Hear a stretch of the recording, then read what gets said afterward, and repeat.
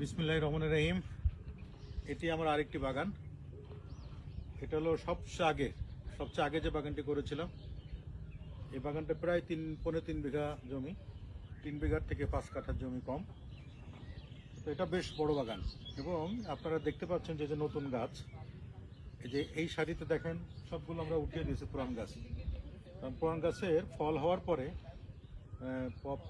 পরে নতুন গাছ আমাদের করে দিতে হয় যে এটা এই যে এখান থেকে বেঁচে দিতে হবে, এই জায়গায় বেঁচে দিতে হবে একটা, হ্যাঁ খোলা পড়ে গেছে এই জায়গায়। যদি আমরা নতুন করে দেখেন বান সিস্টেম করে দিছি, মাঝখানে একটা তার, দুই পাশে দুটো তার দিছি, এই যে পাশেও দেখেন বান সিস্টেম করে দিছি। এই গাছগুলি আস্তে আস্তে বানের পরে সুন্দর করে বিছায় যাবে। তো এই টায়ার ছিল আগে, দেখেন এই যে টায়ার করা ছিল। যখন আমরা এখানে কিছু গাছ খারাপ পড়ে গেছিল জাত, তো সেগুলো উঠিয়ে দিয়ে নতুন করে আবার আমরা এই যে সুন্দর করে আরো ভিতরে দেখাচ্ছি।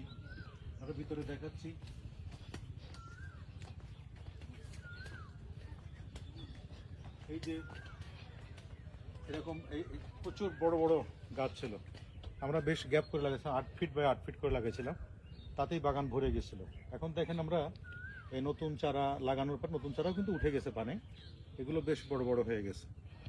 এই চারাগুলো যখন দেখবেন আরো 2-3 মাস পরে পুরো ভরে গেছে, তখন বাগানে ঢোকায় মুশকিল হয়ে যাবে। বেশ অনেক গ্যাপ রেখেছি, তারপরে সমস্যা নাই।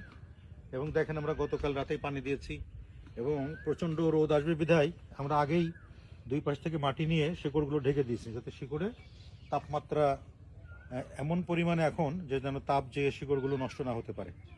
কারণ উপরে তাপ নিচেই তাপ, সব গরম সহ্য করতে পারবে না বিধায় আমরা গোড়ার ঘাসও কিন্তু রেখে দিয়েছি। এই যে গোড়ার ঘাসগুলো কিন্তু রেখে দিয়েছি যাতে এই ঘাসের তাপমাত্রা অনেকটা নিয়ন্ত্রণ করতে পারে। তো যার কারণেই এখন ড্রাগন বাগানে এবার কিন্তু অনেকেরই গাছে পছন্দ ধরেছে, অনেকের বাগান শুকিয়ে গেছে। তো সেখান থেকে কিন্তু আমার বাগান আল্লাহর রহমতে ওই মহামারীর হাত থেকে বেঁচে গেছে। একটু বুদ্ধি খরচ করার কারণে নিয়মিত স্প্রে করেছি, গোড়ায় মাটি দিয়ে শিকড়গুলো ঢেকে দিয়েছি, তার আগে গোবর সার দিয়ে দিয়েছি, উপরে স্প্রে করা হচ্ছে, প্রতিনিয়ত পানি দেওয়া হচ্ছে। যার কারণেই আমরা ওই যে বাগান নষ্ট হওয়ার হাত থেকে আল্লাহর হুকুমে অনেকটা রক্ষা পেয়েছি। এই পরিচর্যার ক্ষেত্রে চাষ করতে গেলে আসলে কিছু কিছু ছোটোখাটো জিনিস একটু মাথায় রাখতে হয়।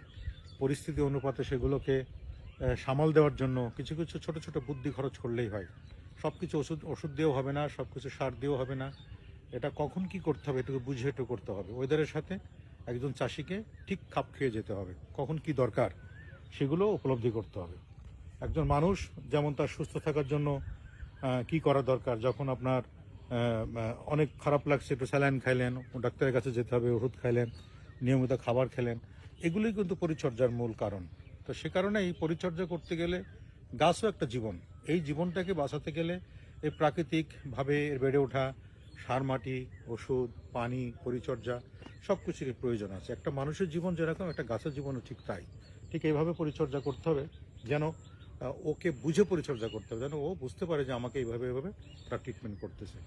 এই অন্য কিছু না, এটা হামরি কিছু না, এটাকে শুধু একটু খেয়াল করলেই হয়।